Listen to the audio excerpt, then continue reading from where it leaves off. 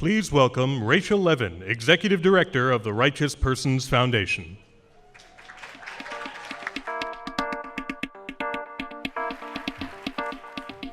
Hello. So in a few minutes, we're going to begin our plenary, but before we do, we're going to take a slight detour and listen to some radio. Now, you may be wondering, why are we starting this way? And so here are a few reasons. First, this past year, JFN began an effort to look at the state of Jewish arts and culture funding. While many of you know that study after research study has shown the importance and value of Jewish arts and culture, the reality is that only a small percentage of total Jewish-related giving goes to arts and culture. And we wanted to figure out why. And so with the help of Lou Cove and an incredible firm that works, Performance and Partners, works on larger issues of arts and culture, JFN convened funder conversations in 4 cities over 4 days. Some of you were there. And we heard an array of responses and questions and ideas. And in fact, later this afternoon, we'll be holding a session to talk about what we learned and maybe what are some things that we can do together about it. But one of the things we heard in all of the conversations was that people wanted to make sure that at the conference we didn't just talk about arts and culture, we actually experienced something together, and that's what we're going to do. The second reason we're starting the conference this way is that all of us know that good philanthropy is really about investing in good people. And the people you are about to meet absolutely fall into that category. A few years ago, a friend of mine asked me to take a call from Mishi Harman, a young Israeli who wanted to start a podcast. And I took the call because a few years back at Righteous Persons Foundation, we started a media fund for coexistence after our founder and funder, Steven Spielberg, made the film Munich. And so we were interested in how media could really make a difference and bring people together. So Mish and I had this call, and I'm staring at him since he's in the front row. And I remember the call very well. I could hear on the other end somebody who was passionate and smart and creative and idealistic, who really understood nuance in issues and that there are multiple views. The kind of Israeli from an Israel that we don't always get to hear from. And I was incredibly taken with him. He was very persuasive and told me about what they wanted to do. But I said to him, until you can find a radio broadcaster, we can't fund this project. And so every once in a while, Mishi would call me, but still no radio program. And one day I got a call and he said, we found a radio station, a pretty good one in fact, that's going to broadcast our project, Israel Story. And today, 3 years later, 300,000 people in Israel listen to episodes each week of Israel Story. I'm proud that Righteous Persons was the first funder. Now there are a number of funders. And in the United States, they started an English language version that now has tens of thousands of people downloading the podcast. And when it gets rebroadcast on places like WNYC or Radio Lab, that means tens of millions of people are listening to their program. And in a few minutes, we're going to add 400 and something more to that list. Finally, the third reason why we're starting this way, and maybe the most important, is because we are living in a crazy world. Both here in the United States and abroad, our world can sometimes seem upside down, dangerous, on the brink of chaos and despair. Sorry to start the conference this way, but we'll just get right into this pessimistic view of the world. A sense of people demonstrating a lack of empathy for each other, and there's a surplus, it seems like, of animosity in ways that I think would have been unimaginable not too long ago. Yet art in general, and audio in particular, is an antidote. It takes you out of the present moment. It has the potential to transport you to a different world, and in the case of what we're about to hear, into someone else's world. Art says stop, listen, hear things anew, see people anew, even if that person is someone you would normally pass on the street and not give a second glance to. Food, as they say, is for the body, but art is for the soul. So here for all of us is some soul food.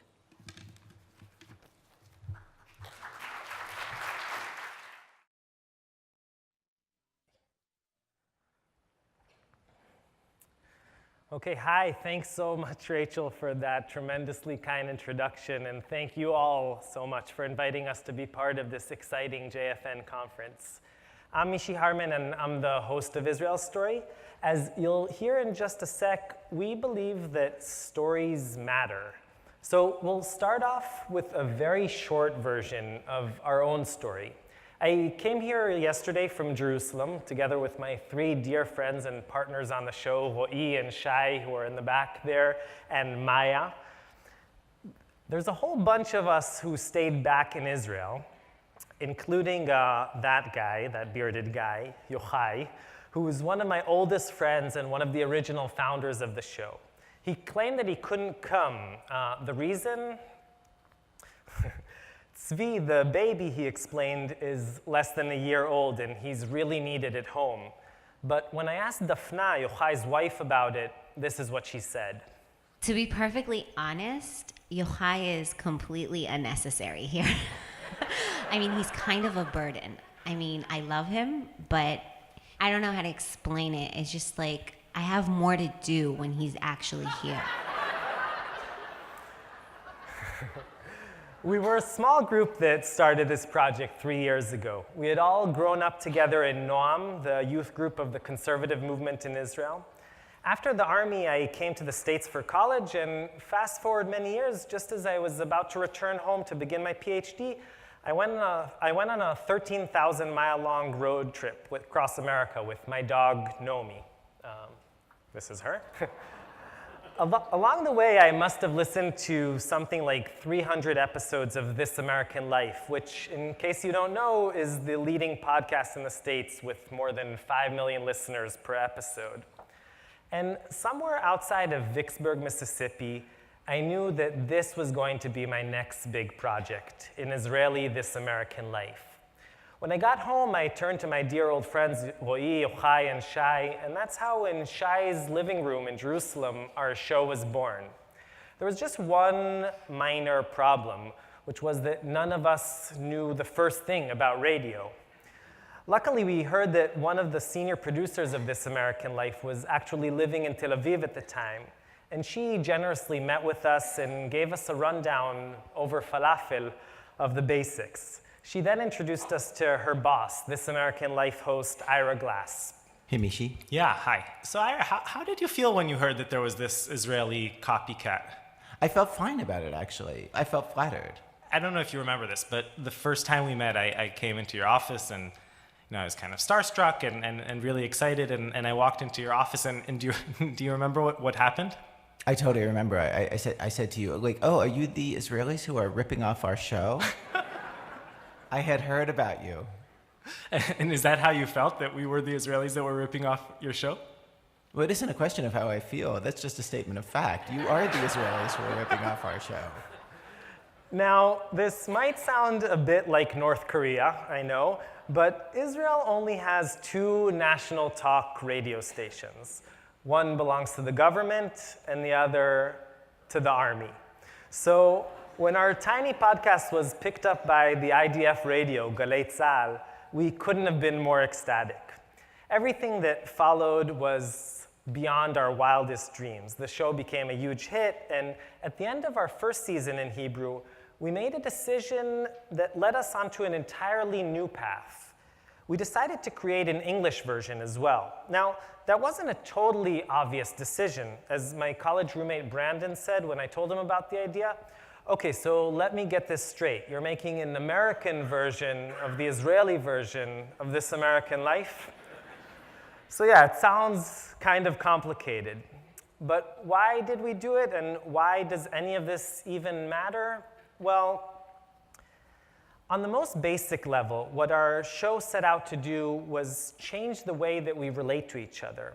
As anyone who's switched on the radio in Israel knows, what you hear all day long are aggressive interviewers with an open mic yelling at politicians about how they now support bills that just yesterday they had opposed.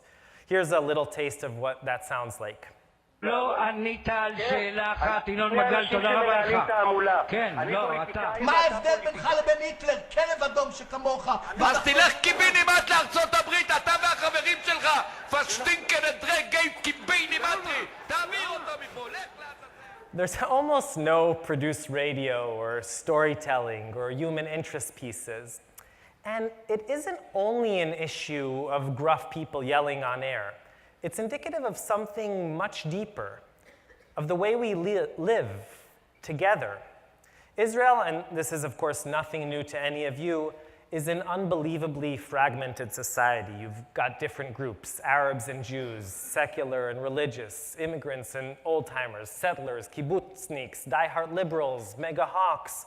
And most people basically self-segregate, limit their interactions with other groups to the bare minimum. But Israel's also a small place, and you can't totally avoid the other. So what happens is you walk down the street, you pass someone, you take a quick look at what they have or don't have on their head, what clothes they're wearing, the color of their skin, and then you immediately label them. We don't stop for a minute to consider them as, well, people with stories. And that's because seeing, in some real way, leads almost automatically to judging. But when you strip the visual, you create space for listening, for actual listening. When we began our show, something magical happened. People began writing in, lots of them. And they told us how Israel's story allowed them to sit in their car or go out for a run and spend a whole hour listening to the stories of people they'd never otherwise meet or speak to. They heard Holocaust survivors who found love after the destruction. I never had a close relation to a girl. Yeah, he was so excited. Suddenly, he fell down on the floor. Look, I was nearly 18, but I have lost my best years in the camps and in the ghetto. They heard a Palestinian hipster with an obsession for Jordanian royalty who was looking for a hot shidduch in Tulkarem. My mom's exact words, Queen Rania, yeah, her family's from Tulkarem, where our relatives live. I'll tell you what, in Tulkarem, it's like going to a lemon tree. You could pick all the Queen Ranias you want. You could just pluck them out. They heard an Eritrean refugee who translated Anne Frank's diary into Tigrinya. I didn't have many friends, so I had only books that are my friends, and you make the characters in the books your friends. And they even heard an ex-IDF general who became a buffalo farmer in rural Wisconsin. My name is Dubi. I live in the middle of nowhere, somewhere in Wisconsin, and I'm the first Israeli redneck living in the US. You see, what we try to do on our show is to take complicated realities, and then instead of simplifying them, we complicate them even more. By giving voice to people we don't usually hear, we ask our audience to step out of their own prejudices and consider life from a different perspective, a more nuanced one. And that also answers my roommate Brandon's question. We began the English show because this need for nuance wasn't only true within Israel. Israel, we felt, was frequently portrayed in the States in one of two pretty unidimensional ways. Either as this place of violence and terror, Bibi, Palestinians, Iranian bombs, Security Council resolutions, delightful things like that. Or on the other hand, you have Israel advocacy groups who go on and on about how Israel invented the cherry tomato, is this Middle Eastern Silicon Valley or startup nation, and just how many Israeli companies there are on the NASDAQ.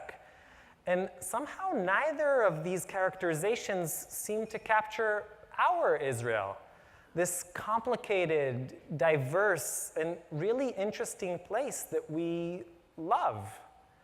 We thought that maybe Israel's story could be a way for Jews and non-Jews around the world to connect to Israel through its people. And to our utter delight, it worked. Now, none of this could have happened without the generous support and encouragement of our wonderful friends at Tablet Magazine, the Righteous Persons Foundation, the Foes Foundation, the Natan Fund, the Charles H. Revson Foundation, the Dorot Foundation, and the I Center for Israel Education. There's so much more we have planned for the future as we continue to expand and grow our community, and we'd love to tell you all about it over the next few days.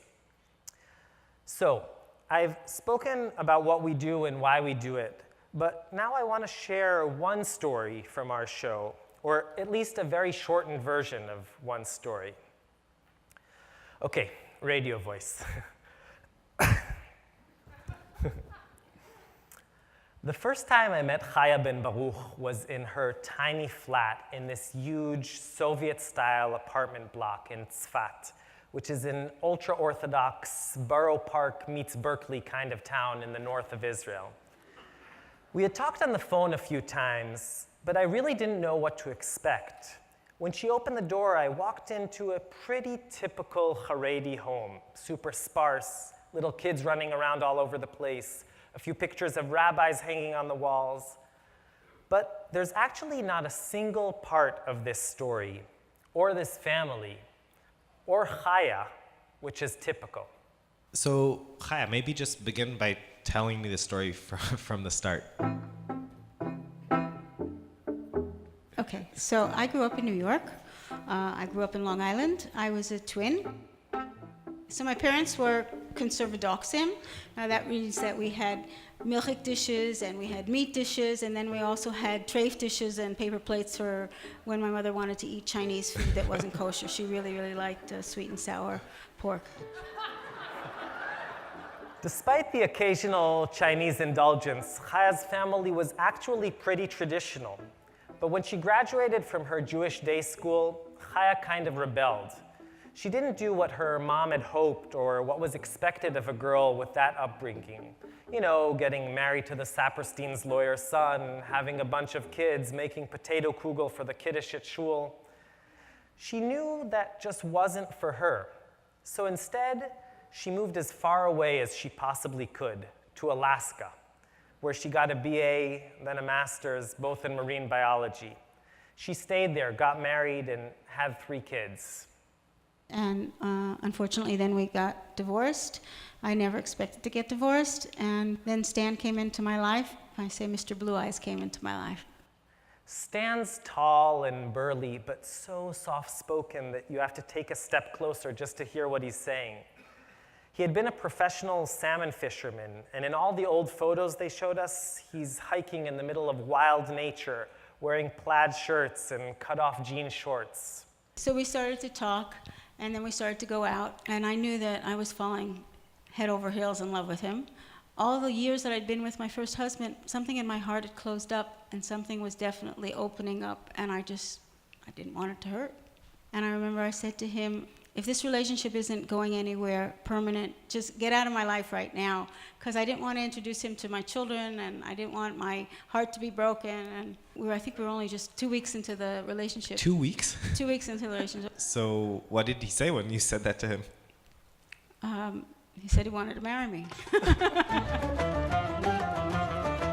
That was in June, and in December we got married. He said to me that he wanted 3 children. I said to him, I have 3 children. She said, yes. I also want 3 children of my own. I'm happy to have your children, but I also want 3 children of my own.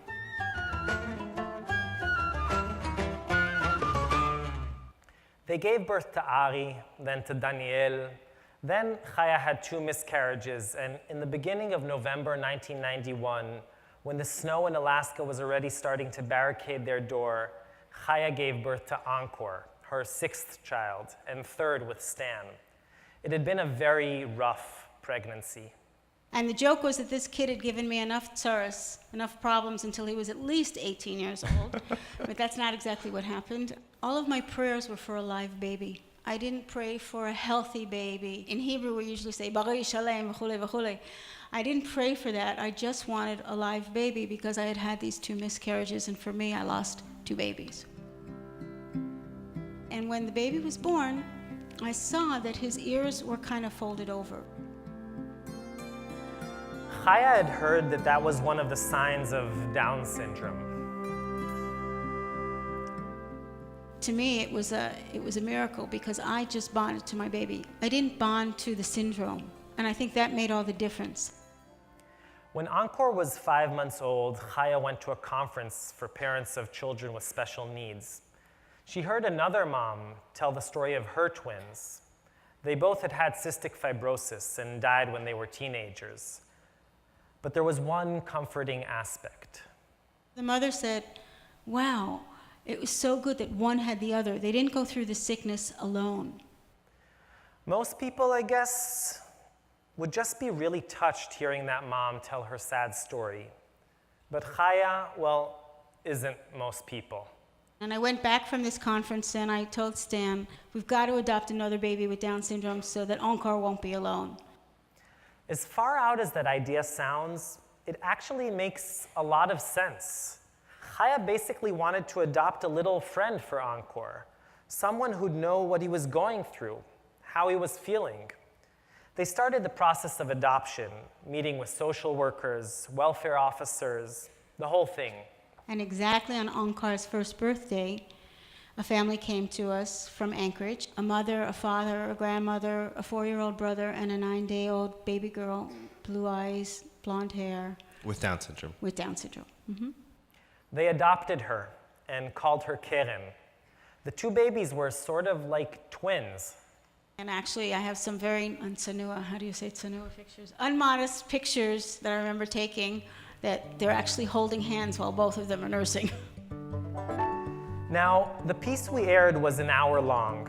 It followed Chaya and Stan as they raised their two special needs children. It followed them as their spiritual journey and practical desire to find a supportive community for Keren and Encore led them to Israel, to Tzfat. It followed them as that same journey resulted in Stan converting to Judaism and the entire family becoming more and more religious, trading in their colorful attire for black clothes. It followed Chaya as she adopted 3 other babies, all with Down syndrome. For all those twists and turns, and believe me, they're heart-wrenching twists and turns, I hope you tune in to the full episode, which, by the way, was selected as WNYC's Mother's Day special and chosen as one of the 10 best podcast episodes of last year. But, thanks.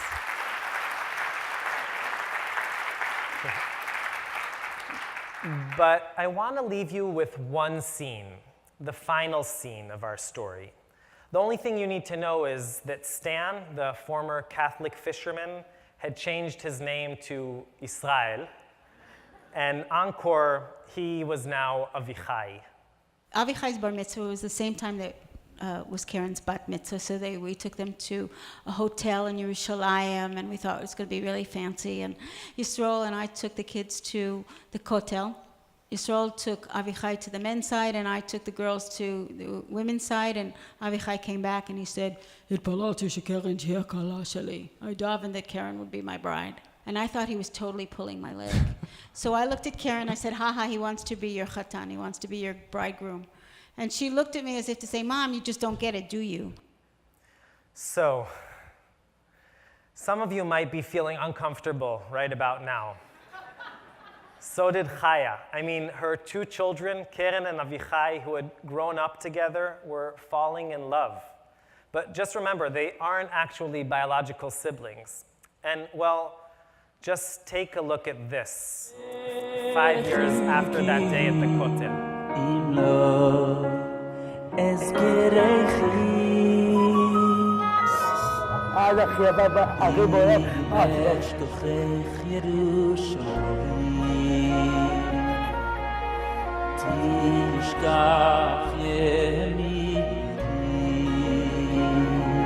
Avichai asked Karen, so how was it? And she said, I cried. And he answered her, I also did.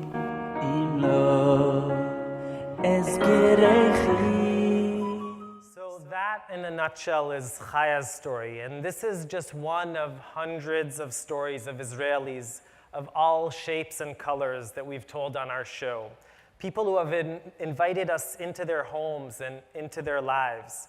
These stories are all available on our website and even easier on your phone. So thank you all so much, and we would absolutely love to invite you to join us on this magical storytelling journey of ours. Thank you.